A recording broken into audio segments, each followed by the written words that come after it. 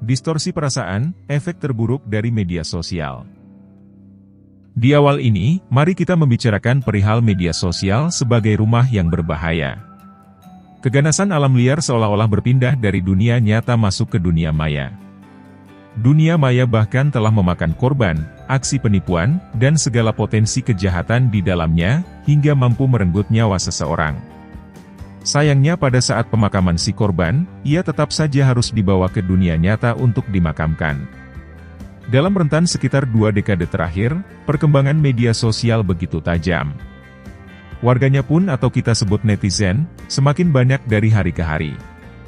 Tak luput dari media sosial, anak kecil hingga manula, rasa-rasanya sudah cukup mengerti maupun hanya kulit-kulitnya, dari dunia maya ini. Kebebasan melahirkan semacam etika baru. Etika kebebasan yang baru, di mana masing-masing netizen bebas keluar masuk pekarangan rumah, atau kita kenal sebagai beranda, atau profil orang lain seenaknya. Konsekuensinya, kebebasan privat sengaja dihilangkan bahkan diberikan secara cuma-cuma. Berkedok tukar-menukar informasi, yang pada dasarnya adalah tukar-menukar privasi, menjadi ladang bagi lahirnya sebuah masalah baru yang saya sebut sebagai distorsi perasaan. Di era kemajuan sains dan teknologi memungkinkan seseorang untuk dengan mudah mendistorsi perasaannya. Melalui kemudahan dan kepopuleran media sosial, kecenderungan tersebut menjadi hal lumrah. Istilah distorsi perasaan, sengaja saya gunakan untuk menyebutkan dengan sederhana, bagaimana alam pikiran manusia bisa saja cenderung berjalan mengikuti keberpihakan dominan. Jika kecenderungan arah dominan memperlihatkan elektabilitas suatu model dalam dunia maya, atau lebih lazim kita sebut, hal viral, tengah memainkan perspektif kita. Maka kecenderungan yang muncul dari subjek ada 2, yang pertama, yakni memunculkan sikap kritis bahkan anti dengan hal viral tersebut. Yang kedua, justru malah menaikkan hasrat mendukung bahkan mengikuti hal tersebut walau sebenarnya bertentangan dengan diri sendiri. Konsekuensinya jika kita memilih kritis adalah potensi untuk melahirkan hal yang lebih positif akan terbuka, namun jika kita memilih mendukung atau menyepakati hal viral tersebut, maka, disinilah lahir potensi besar untuk kita mengalami distorsi perasaan. Sehingga hipotesis sederhana dapat kita tarik, yakni kecenderungan mengikuti hal-hal viral sangat berpotensi menyebabkan seseorang mengalami distorsi perasaan. Ya, latihan terbaik dalam merusak konsistensi, integritas, bahkan nilai-nilai atau prinsip hidup adalah larut dalam hegemoni keviralan suatu model di dunia maya. Selanjutnya, permasalahan terkait korban distorsi perasaan. Hari ini kita dapat melihat banyak sekali bukti bagaimana dampak negatif dari kebiasaan membohongi perasaan. Perasaan yang terdistorsi itu ibarat kebiasaan berbohong yang berlarut-larut, menjebak dan pada akhirnya memenjarakan kita dalam sebuah ruang imaji yang hampa. Sederhananya, seseorang akan merasa aman, merasa hebat, padahal dia bukan siapa-siapa. Konsekuensi jika seseorang merasa hebat saya rasa sudah dapat kita analisis bersama, apa yang akan terjadi di ruang-ruang sosialnya yang nyata.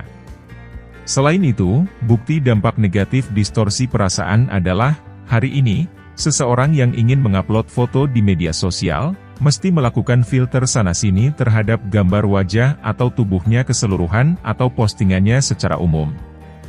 Tujuannya untuk sekedar mampu disejajarkan dengan role model kontestasi keviralan yang sedang berjalan. Kegagalan mengikuti keviralan di media sosial, seolah akan membuat seseorang merasa terbuang dari kehidupan sosialnya. Contoh lainnya adalah, kecenderungan para pengguna media sosial memiliki keberanian untuk mengkritik tajam, bahkan sampai membuli orang lain. Keberanian itu hadir karena keberpihakan seseorang pada maraknya pendukung kritik tanpa dasar. Itu karena banyaknya netizen yang telah dengan mudah, seenak perutnya berkomentar, memberi dan merasakan kesan aman, sehingga mereka yang terjebak dalam distorsi perasaan ini turut melakukan hal yang sama.